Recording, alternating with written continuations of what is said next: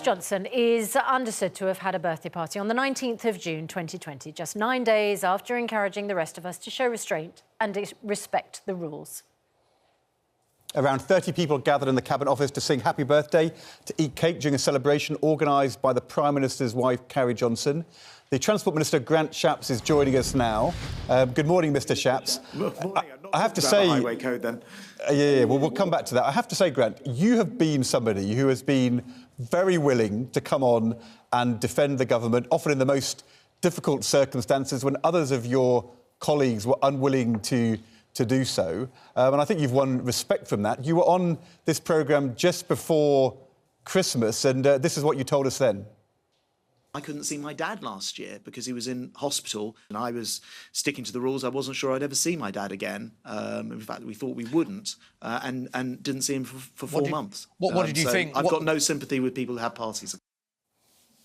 What would you say to yourself this morning when we're having to deal with another party in Downing Street? Yeah, I mean, I stand by exactly what I said there. I mean, it was horrendous not being able to see my dad. I had constituents in the same position, and people across the country will have felt the same way. I think it's probably worth pointing out a couple of corrections, or at least things that have been queried. There weren't 30 people there. It wasn't organised by Carrie Johnson. This was a group of people that the Prime Minister worked with all day, every day, doing a necessary job in the office quite properly. But it was a party. Well, I don't know. They brought in a cake, and I think almost certainly very unwise thing to do given the circumstance. The Prime Minister was given a cake earlier in the day. It was his birthday, been on a visit, in fact, and I'm sure his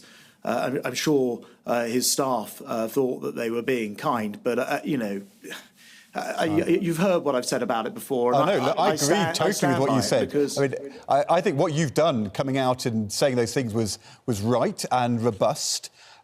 Just a week before, the Prime Minister had said, I've been repeatedly assured since these allegations emerged that there was no party and that no COVID rules were broken. And the problem we have is that it seems week after week we see more evidence that what the Prime Minister told the House of Commons in December, which totally understandably you took at face value, was not correct. It was untrue. Look, I think actually the right way to handle this is to get all the facts out there. And I understand, you know, Sue Gray is doing this investigation, that she was already aware of this, that they'd already told her, you'll want to look at this. We know about staff being sent outside to be thanked, and the Prime Minister's already come to the House and apologised about it. Look, I don't know the ins and outs. I wasn't there. I'm the Transport Secretary. I actually came on your programme to talk about the excellent news about the no longer having to do any testing when you come back to this country, either before you come back or when you get home, so all the cost is removed from travelling abroad. So I'm not an expert on all of that. I know that Sue Gray will be, because she will have been studying it, and I don't think we'll have to wait very long to hear from her on it. And, you know, I repeat what I said in December and just now. I think people should stuck by the rules. Lots of people, including myself, who couldn't see my own dad, and I didn't think I'd be able to see him again, you know, obviously feel upset about all of these things. Quite rightly. That said, we're talking about one element of this response to the coronavirus, and there've been many other things, including the 137 million vaccinations that have gone in people's arms, which is a campaign led by the Prime Minister. I know, and we know about the vaccination campaign, and but you've just said you don't know the ins and outs of this event at the same time as saying there weren't 30 people there and it wasn't organised by Carrie Johnson. So what do you know about the event? How many people were there? If you know it wasn't 30, presumably you know how many people were there. I simply actually looking at the response from Downing Street last night, where they said there weren't 30 people there. It was in fact organised by his office staff, who, as I say, were meeting with the Prime Minister every day in the same And you were room. allowed to have gatherings which were work events. We know that. You were not allowed to have gatherings which were social events. And by any measure, a gathering to celebrate somebody's party with party food and a birthday cake and singing happy birthday is clearly a birthday party. In December 2020, there was a question posed online by Mick Bailey to @gov.uk. Hi there, can a Christmas party be held in a workplace at the end of a working day with staff members only? We're struggling to find advice.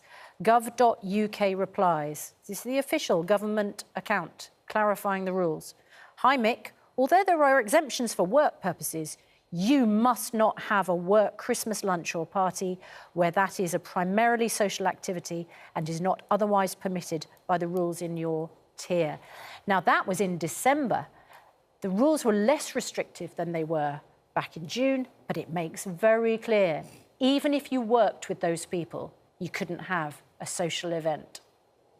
Yeah, and look, as the Prime Minister has said, where mistakes were made, even though it wasn't, I mean, he would have turned up and the cake would have been there, he didn't know about it, and it clearly shouldn't happen, but Sue Gray will get to the bottom of that. The Prime Minister's already said there will be consequences falling out from the Sue Gray report, and my hope is we can get to see that very quickly, because, you know, I booked to come on your programme, and I'm not criticising you for asking me about this particular subject because it's come up more recent than my booking, but I came on to talk about how people will be able to travel, possibly to see loved ones who they may not have seen because of the additional cost and expense with all the testing and quarantining and other things, because we've been able to release ourselves from that testing as a result of the incredible booster programme that the Prime Minister personally led. Do you think people should take any notice of the rules if the Prime Minister doesn't take any notice of them? No, look, I do. And one of the things which we need to establish here is how did this come about? And, you know, since we know this was a surprise, the Prime Minister obviously wasn't involved in that surprise. But we need to have a full understanding of all of that. And I think it's very, very important that that process is in place. Well, it came and about, I would suggest, because it was a place where people knew that they could hold social events, because the person at the top was not giving an indication that that was not OK.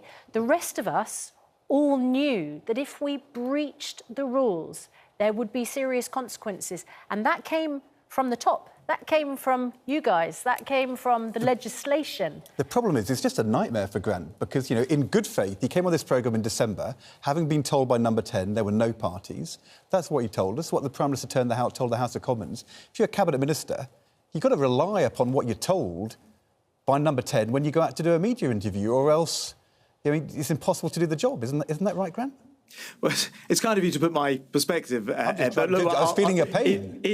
In my own words, I already said what I said in December, which I stand by today, because I think the hurt from people who experienced what I did of not being able to go to hospitals and things was very, very real. And the Prime Minister's already, apologised, and he's already said that there will be consequences. What really frustrates me about this situation is all the really good stuff that's been happening. And let's face it, and you'll accept this, Ed, there is no textbook for leading a country through a pandemic, but actually this country has come through developing vaccinations, being the most vaccinated of any major nation, having the fastest growing economy in the G7, and now being able to release people from all these travel rules and testing. So there's lots of good news, and we're unable to talk about it, and that frustrates me more than anything else. And that's without even mentioning... The textbook says that if you've got a problem, you put all the facts out there, so your Cabinet Ministers aren't then repeatedly tripped up again and again